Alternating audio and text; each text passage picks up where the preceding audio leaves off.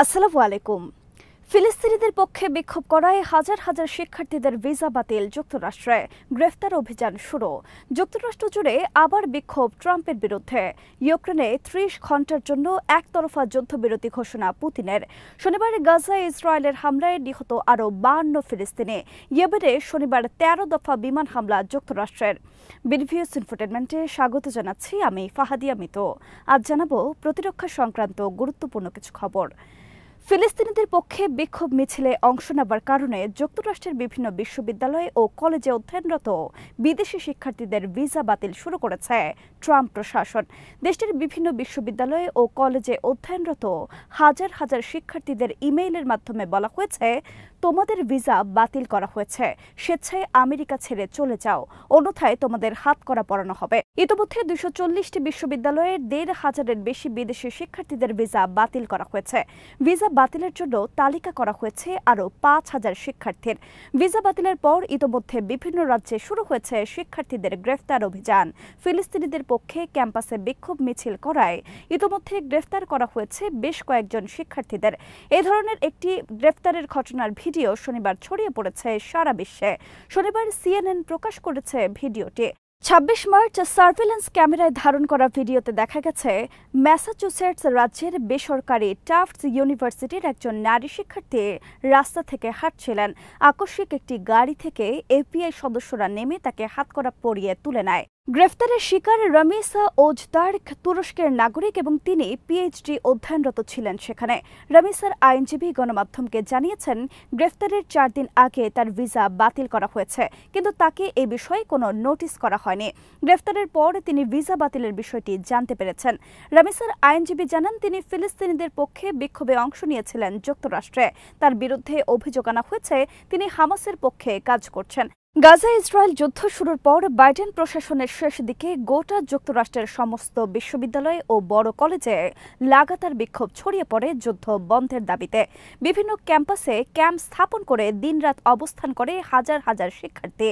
যুদ্ধবিরতি এসব বিক্ষোভে অংশ নেয় সেদেশে অধ্যয়নরত হাজার হাজার বিদেশি শিক্ষার্থী। ২০২৫ সালের ২০ জানুয়ারি দ্বিতীয় মেয়াদে দায়িত্ব গ্রহণের পরেও বিভিন্ন ক্যাম্পাসে চলছে যুদ্ধবিরোধী বিক্ষোভ মিছিল। যুদ্ধবিরোধী এসব মিছিলকে ট্রাম্প প্রশাসন দেখছে ইসরায়েল ও ইহুদি বিরোধী এবং হামাসের পক্ষে সমর্থন হিসেবে। রামিসা ওজদারকে হামাসের পক্ষে আখ্যায়িত করে গ্রেফতারের ঘটনার পর ফিলিস্তিনিদের পক্ষে অংশ নেওয়া হাজার হাজার বিদেশি শিক্ষার্থী বর্তমানে চরম গ্রেফতার আতঙ্কে রয়েছেন যুক্তরাষ্ট্রে। এমনকি কেবল শিক্ষা জীবন নয়, বরং গ্রেফতার হলে ধ্বংস হয়ে যেতে পারে তাদের গোটা জীবন। বিশেষ করে ফিলিস্তিনিদের পক্ষে বিক্ষোভ করার কারণে যদি হামাসের সমর্থক হিসেবে আখ্যায়িত করে অভিযোগ আনা হয়, তাহলে তাদের জীবন জাহান্নামে পরিণত হতে পারে বলে আশঙ্কা করছেন অনেকে। শনিবার CNN এর খবরে বলা হয়েছে, ফিলিস্তিনিদের পক্ষে বিক্ষোভে যারা বেশি সক্রিয় তাদেরকে বার্তা পাঠানো হয়েছে। বার্তায় লেখা হয়েছে, তাদেরকে নজরদারি করা হচ্ছে। American immigration lawyers association count জানিয়েছে, ৪,৭০০ শিক্ষার্থীর নাম সরিয়ে ফেলা হয়েছে immigration and customs enforcement database থেকে। তার মানে হলো তাদেরও ভিসা বাতিল করা হচ্ছে। সম্প্রতি হোয়াইট হাউস থেকে বিভিন্ন বিশ্ববিদ্যালয়ের নির্দেশ দেওয়া হয় ক্যাম্পাসে ইহুদি বিরোধী বিক্ষোভ বন্ধ করার জন্য। ইহুদি শিক্ষার্থীদের নিরাপত্তা রক্ষায় বিভিন্ন ধরনের কঠোর নির্দেশনা দেওয়া হয় বিভিন্ন বিশ্ববিদ্যালয়কে, কিন্তু হার্ভার্ড বিশ্ববিদ্যালয় প্রত্যাখ্যান করে হোয়াইট হাউসের এই নির্দেশনা। এরপর হোয়াইট হাউস থেকে হুমকি দেওয়া হয় তারা বন্ধ করে দিতে পারে বিদেশি শিক্ষার্থী ভর্তি। এর মধ্যে ঘটল বিদেশি শিক্ষার্থীদের ভিসা বাতিল এবং রামিসাকে গ্রেফতারের ঘটনা। গত মার্চ মাসে যুক্তরাষ্ট্রের পররাষ্ট্রমন্ত্রী মার্কো রুবিও এক বক্তব্যে বলেন, আমরা বিদেশি শিক্ষার্থীদের ভিসা দেই এদেশে এসে লেখাপড়া করার জন্য, অ্যাক্টিভিস্ট হওয়ার জন্য নয়, ক্লাস বাদ দিয়ে মিছিল মিটিং করার জন্য নয়। আমাদের বিদেশি অ্যাক্টিভিস্ট দরকার নেই।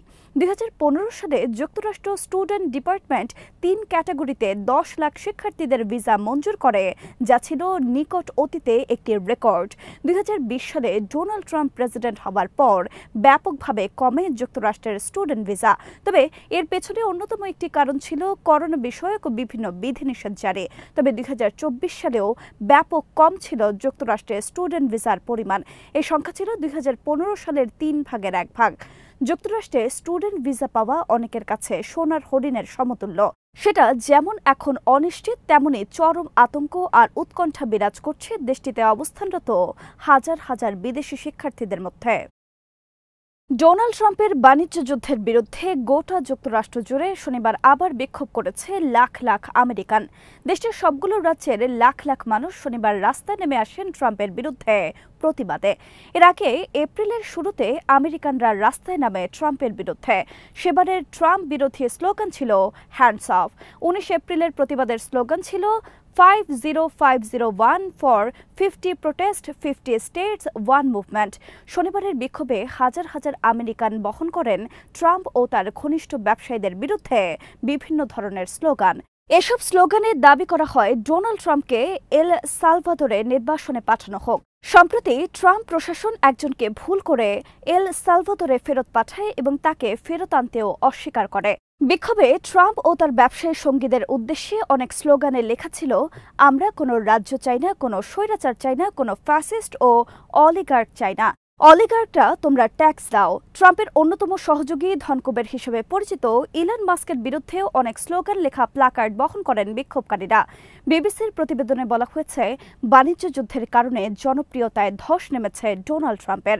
1952 সাল থেকে 2020 সাল পর্যন্ত যুক্তরাষ্ট্রের সকল প্রেসিডেন্টের ক্ষেত্রে প্রথম 3 মাসে জনপ্রিয়তার হার ছিল 60%, কিন্তু ট্রাম্পের ক্ষেত্রে এটি নেমে এসেছে 45 ভাগে। বর্তমানে 45 ভাগ মানুষ ট্রাম্পকে প্রেসিডেন্ট হিসেবে সমর্থন করেন। ইস্টার সানডে উপলক্ষে রোববার 30 ঘণ্টার জন্য ইউক্রেন যুদ্ধবিরতি ঘোষণা করেছে রাশিয়া। রাশিয়ার প্রেসিডেন্ট ভ্লাদিমির পুতিন শনিবার আকস্মিক একতরফা এই যুদ্ধবিরতি ঘোষণা দেন। সিএনএনের খবরে বলা হয়েছে, পুতিনের এই আকস্মিক যুদ্ধবিরতি ঘোষণায় বিভিন্ন ফ্রন্টলাইনে বিপাকে পড়েছে ইউক্রেন আর্মি। যুক্তরাষ্ট্রের প্রেসিডেন্ট ডোনাল্ড ট্রাম্প এবং পররাষ্ট্রমন্ত্রী মার্কো রুবিও শনিবার বলেছেন, ক্রেমলিনকে দেখাতে হবে তারা ইউক্রেন যুদ্ধ বন্ধে আন্তরিক। এর কয়েক ঘণ্টা পরে পুতিনের পক্ষ থেকে আসলো আকস্মিক এই সাময়িক যুদ্ধবিরতির ঘোষণা। সিএনএনের বিশ্লেষণে বলা হয়েছে, এটি মূলত পুতিনের একটি কৌশল। তারা হোয়াইট হাউসকে দেখাতে চাচ্ছে তারা শান্তির পক্ষে, কিন্তু কিয়েভ যুদ্ধ বন্ধ করতে চায় না। তাছাড়া যুদ্ধবিরতির লক্ষ্যে ক্রেমলিন কোনো ধরনের আলোচনা করেনি জেলেনস্কি প্রশাসনের সাথে। এর আগে 2023 সালেও রাশিয়া ক্রিসমাস উপলক্ষে আকস্মিক যুদ্ধবিরতি ঘোষণা করেছিল। গাজায় শনিবার ইসরায়েলের হামলায় নিহত হয়েছে কমপক্ষে 52 জন। ইসরায়েলের প্রধানমন্ত্রী বেনিয়ামিন নেতানিয়াহু শনিবার ইসরায়েল আর্মিকে নির্দেশ দিয়েছেন গাজায় হামলা আরও জোরদার করার। হামাস ইসরায়েলের যুদ্ধবিরতির শর্ত প্রত্যাখ্যানের পর এই নির্দেশ দিলেন নেতানিয়াহু। ইসরায়েলের কট্টরপন্থী অর্থমন্ত্রী বেজালেল স্মোট্রিচ ইসরায়েল আর্মির প্রতি আহ্বান জানিয়েছেন গোটা গাজা দখলে নেওয়ার জন্য। ইসরায়েল আর্মি বলেছে, শনিবার উত্তর গাজায় হামাসের হামলায় নিহত হয়েছে একজন ইসরায়েলি সেনা। 17 মার্চ যুদ্ধবিরতি ভেঙে গাজায় ইসরায়েলের হামলা শুরুর পর এই প্রথম হামাসের হামলায় নিহত হল এক ইসরায়েলি সেনা। অপরদিকে শনিবার যুক্তরাষ্ট্র 13 দফা বিমান হামলা চালিয়েছে ইয়েমেনে। 2 দিন আগে ইয়েমেনের হোদাইদা বন্দরের তেল শোধনাগারে যুক্তরাষ্ট্রের হামলায় নিহত হয়েছে কমপক্ষে 84 জন। শনিবারও যুক্তরাষ্ট্র হামলা চালিয়েছে হোদাইদা বন্দরের তেল শোধনাগারে। আজ এখানে শেষ করছি। সমরাষ্ট্র, প্রতিরক্ষা ও কূটনীতির নানা তথ্য জানতে চোখ রাখুন বিডিফিউজ ইনফোটেনমেন্টে। চ্যানেলটি ভালো লাগলে সাবস্ক্রাইব করুন, সংযুক্ত থাকুন আমাদের ফেসবুক পেজে। আল্লাহ হাফেজ।